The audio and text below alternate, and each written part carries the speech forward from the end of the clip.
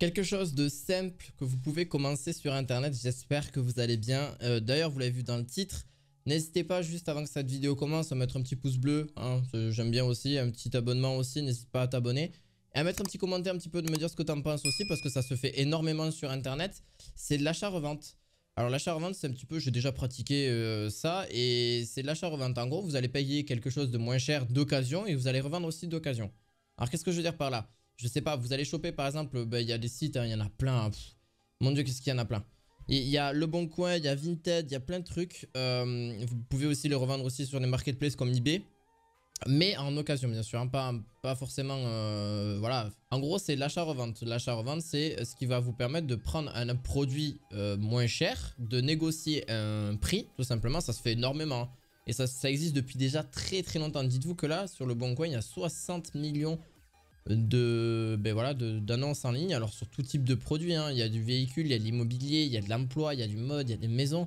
Par exemple, on peut le voir sur par exemple une console. Allez, au pif, on peut prendre ça sur une Xbox Series S. C'est un exemple, hein.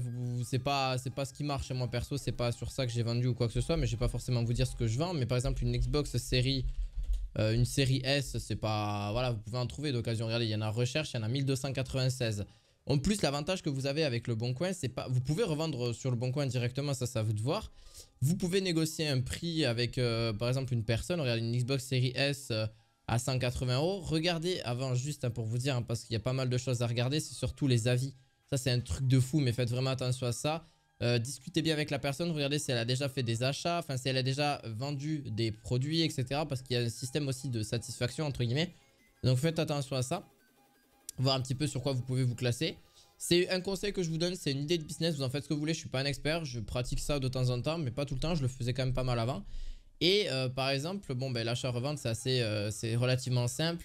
Vous prenez là par exemple, ben, vous pouvez d'ailleurs le payer en 3 ou 4 fois sans frais. Bon, ça j'ai pas tendance à faire ce genre de choses parce que c'est pas très rentable. Voilà, si par exemple vous avez une console à 200 € qui d'ailleurs il a baissé le prix, vous avez la livraison à 6,49 €, ça vous fait à peu près 206,49 €. Si vous la revendez, je sais pas, sur une autre marketplace un petit peu plus cher, on peut la revendre, alors sur Vinted non, mais vous pouvez la revendre par exemple sur eBay ou quelque chose comme ça. Ça peut vraiment vous faire un plus aussi sur la suite. Donc par exemple, je sais pas, une Xbox Series S, d'occasion bien sûr, hein. Série S, hop, sur eBay. Et là, vous allez voir que par exemple, voilà, 219, 220, on la trouve aussi aux alentours de 200, voilà, par exemple 245 €. Ça peut être pas mal, 247. Bon là, par contre, oui, elle a un pack. Non, mais elle a juste le pack avec la manette, oui. Donc, c'est rien de très spécial. 280 €, 250 €. Vous voyez, vous pouvez peut-être, si vous réussissez à négocier un prix avec cette personne-là, par exemple. Alors après, il faut voir son profil hein, à cette personne-là. Voilà, si vraiment il y a un numéro de téléphone vérifié et carte d'identité vérifiée, ça peut être pas mal aussi. Faites vraiment attention aussi depuis quand le compte est créé, avril 2022. Bon, ça fait qu'un an. Voilà, répond en moins de 30 minutes. Voilà, il n'a pas mis d'image, etc. J'aurais pas tendance à trop le faire confiance, vous voyez. C'est un truc, il faut vraiment faire gaffe. Regardez si la carte d'identité est vérifiée. Si plein de trucs comme ça peuvent vraiment vous aider à négocier le prix aussi. Parce que c'est là où en fait l'achat-revente ça se fait. C'est du troc en fait, hein.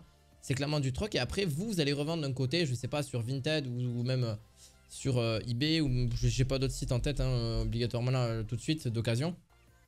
Vinted, c'est plus les vêtements, les chaussures. Ou à la rigueur des jouets pour enfants ou des choses comme ça. Maison où ils doivent faire quelques petits trucs de cuisine ou quoi. Et là-dessus c'est pareil, vous pouvez faire énormément d'argent. Par exemple, regardez, un collier, voilà, non c'est même pas un collier, c'est quoi? Un bijou, enfin voilà, vous l'avez pour 1,95 €. Plus l'envoi 3,69 €, ça fait un peu cher. Mais après ça dépend d'où ça vient, si ça vient pas de la France, etc. Regardez ça aussi, hein, ça peut vous aider. Et vous le revendez après, vous plus cher sur une marketplace, ça peut vous servir, voilà. C'est un petit business qui peut vous rapporter de l'argent, hein, donc ça c'est à vous de voir.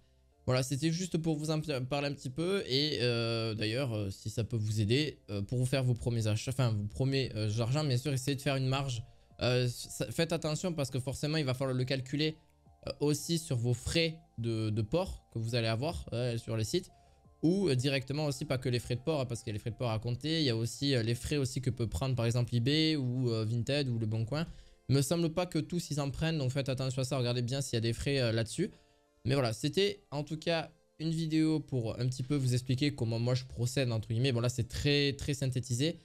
Si vous voulez en savoir plus, je mettrai un petit peu des trucs en description, alors pas tout de suite mais ça arrivera peut-être dans le futur. Donc voilà, n'hésitez pas à mettre un petit pouce bleu, à vous abonner à la chaîne et on se retrouve à de nouvelles prochaines vidéos, probablement à vous présenter des business ou des astuces ou d'autres business que moi aussi je pratique et qui peuvent vous aider. Je vous dis à la fois prochaine, ciao ciao.